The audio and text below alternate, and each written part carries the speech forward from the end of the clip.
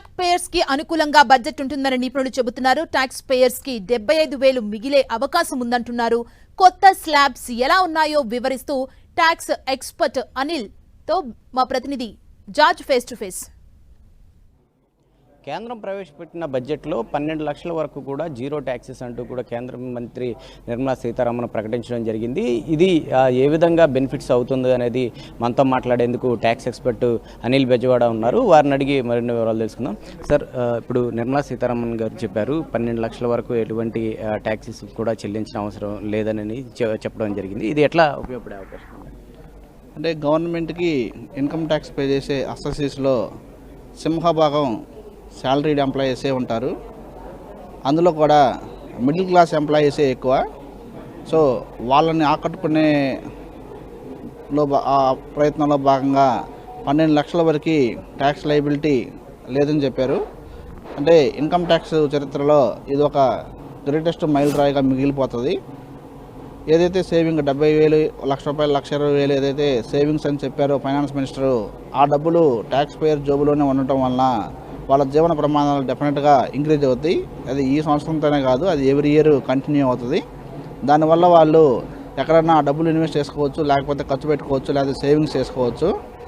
ఎప్పుడైతే tax payer జోబులోని డబ్బులు ఉంటాయో ఇది డెఫినెట్గా ఇండైరెక్ట్గా గవర్నమెంట్ కూడా ఉపయోగమే. ఎందుకంటే ఆ డబ్బులను ఖర్చు పెట్టినప్పుడు మళ్ళీ ఆ వస్తువులు సేవల మీద జిఎస్టీ కడతారు. కాబట్టి గవర్నమెంట్కి ఈ రోజుకి ఏదో పోయినట్టున్నా సరే 4-5 సంవత్సరాల డబ్బులు మళ్ళీ గవర్నమెంట్కి వెనక్కి వచ్చేస్తాయి. కాబట్టి ఇది ఇద్దరికి విన్-విన్ సిచ్యువేషనే. కాబట్టి మంచి పరిణామం జరిగిందని మనం చెప్పుకోవచ్చు. అయితే మరలా కూడా ఆమె ట్యాక్సెస్లో కొన్ని ప్రస్తావించడం జరిగింది.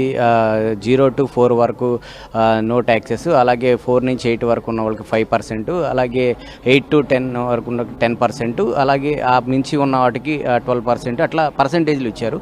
అలా 12 లక్షలు ఉన్నప్పుడు వీటిని ఎందుకు ప్రస్తావించారని చెప్పుకోవచ్చు? అంటే ఆ బెనిఫిట్ 12 లక్షల లోపు ఉన్న వాళ్ళకి ఆ బెనిఫిట్ అప్లై అయ్యింది. ఎవరికైతే ఇన్కమ్ 12 లక్షల కంటే అబోవ్ ఉన్న వాళ్ళకి ఆ బెనిఫిట్ అప్లై అవ్వదు. కాబట్టి 12 లక్షల కంటే అబోవ్ ఉన్న వాళ్ళకి ఆ 5% రేట్లు అవన్నీ 5 లక్షల నుంచి అప్లై అవుతాయి.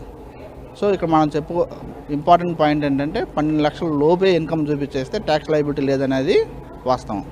సార్, అంటే ఇప్పుడు ఒకవేళ 12 లక్షలు ఉన్న వాళ్ళకి కొంచెం ఎక్కువ ఉంటుంది, ఒక 15 లక్షలు ఉందనుకోండి, దాన్ని ఏ విధంగా వాళ్ళు స్లాబ్ చేస్తారు? అంటే ఈ 12 లక్షలు మినహాయించి మిగిలిన వాటికి ట్యాక్స్ వేస్తారా, లేకపోతే ఎట్లా ఉండే అవకాశం ఉంది? లేదండి, మీరు చెప్పినట్టుగా 12 లక్షలు దాటితే మట్టికి వాళ్ళు చెప్పిన స్లాబ్స్ 4 lakhs 5 lakhs నుంచి ట్యాక్స్ లయబిలిటీస్ 5% నుంచి క్యాలిక్యులేట్ చేస్తారు. సో ఈ బెనిఫిట్ హయ్యర్ ఇన్కమ్ వచ్చే వాళ్ళకి అంత బెనిఫిట్ ఉండదు. 12 లక్షల లోపు ఉన్న వాళ్ళకి కంప్లీట్ బెనిఫిట్, 12 లక్షల అబవ్ ఉన్న వాళ్ళకి పార్షియల్ బెనిఫిట్. ఎందుకంటే స్లాబ్స్లో రేట్స్ కూడా తగ్గించారు కాబట్టి. అంటే ఇప్పుడు ఈ 12 లక్షలు లోపు ఉన్న వాళ్ళకి 0% అనేది చెప్తూ ఉన్నారు. దానివల్ల మిగులుతుంది కాబట్టి అది కూడా ఇటు గవర్నమెంట్కి సామాన్యులకు కూడా బెనిఫిట్ అని చెప్తూ ఉన్నారు.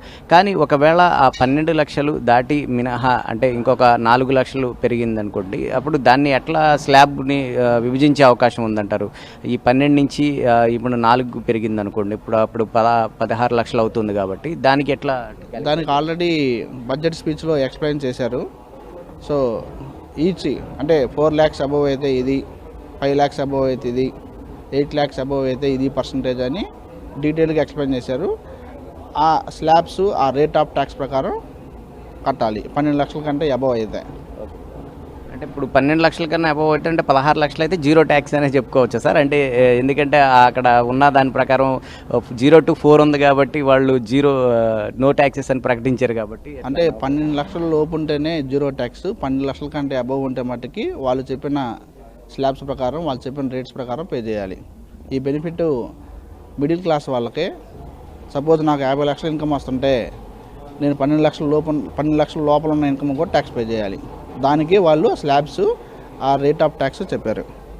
ఓవరాల్గా బడ్జెట్ ఏ విధంగా అనిపించింది సార్? అంతా ఎవరికి అనుకూలంగా ఉండే?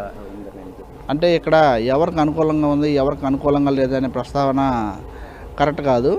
కానీ గవర్నమెంట్ ఇంతకుముందు బడ్జెట్తో పోలిస్తే చాలా డబ్బులు ఎడ్యుకేషన్ మీద, స్టూడెంట్స్ మీద, కాలేజెస్ మీద, యూనివర్సిటీస్ మీద, సెంటర్ ఆఫ్ ఎక్సలెన్సెస్ మీద, ఆర్టిఫిషియల్ ఇంటెలిజెన్స్ ఇన్నోవేషన్ సెంటర్స్ మీద ఇన్వెస్ట్ చేస్తుంది.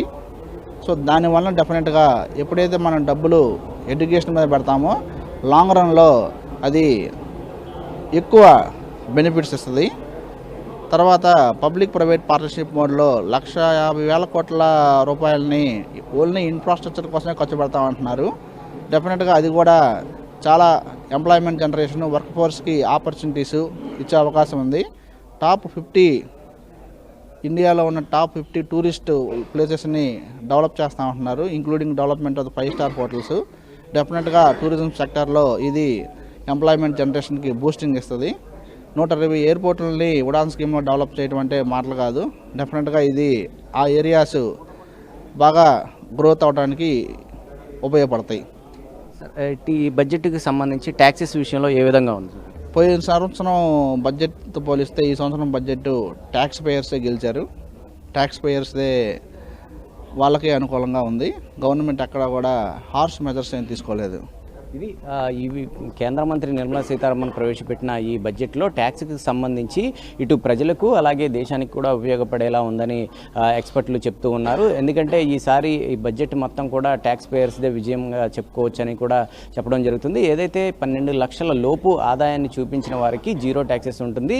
12 లక్షలు మించితే కనుక వారు ఇచ్చిన స్లాబ్లు ఏవైతే ఉన్నాయో వాటిలన్నీ కూడా అమలవుతాయి. వాటి ప్రకారమే వాళ్ళు ట్యాక్స్ కట్టాల్సి ఉంటుందని ఎక్స్పర్ట్స్ చెప్తూ ఉన్నారు. కెమెరా పర్సన్ సత్యతో జార్జ్ 10 టీవీ విశాఖ నుంచి.